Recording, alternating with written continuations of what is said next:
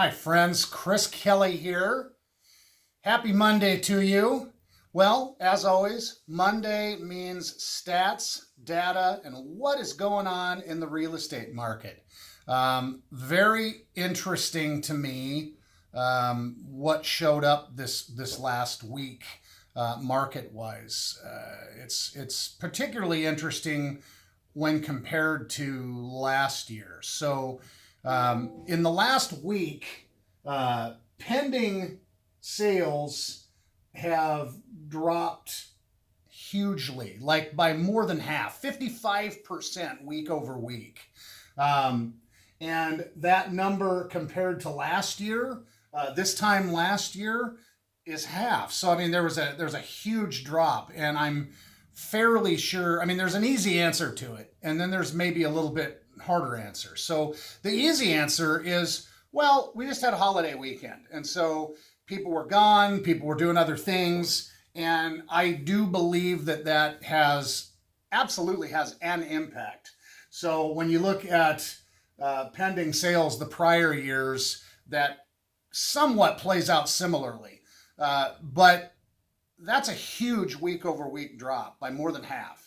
And so there's another reason I think that has happened, and it'll take another couple of weeks to see how it plays out as to whether I'm right or not. So the other thing it could be is this.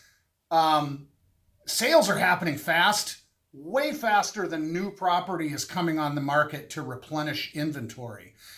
You've heard me talking about that. I'm sure that by now you're probably hearing it on regular news sources. They're usually pretty late to the party on data, but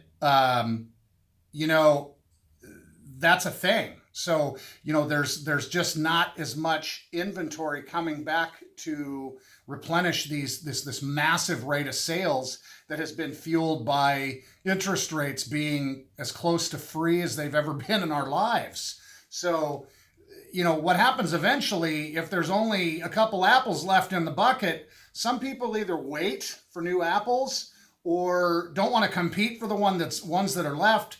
And those things are happening in real estate. We've had buyers that are like, God, we're just tired of getting creamed with 16 offers and not even being close, and people being way over full price. I mean, those things are happening, and so some of it just might be a pullback in the marketplace because there's nothing to choose from to speak of.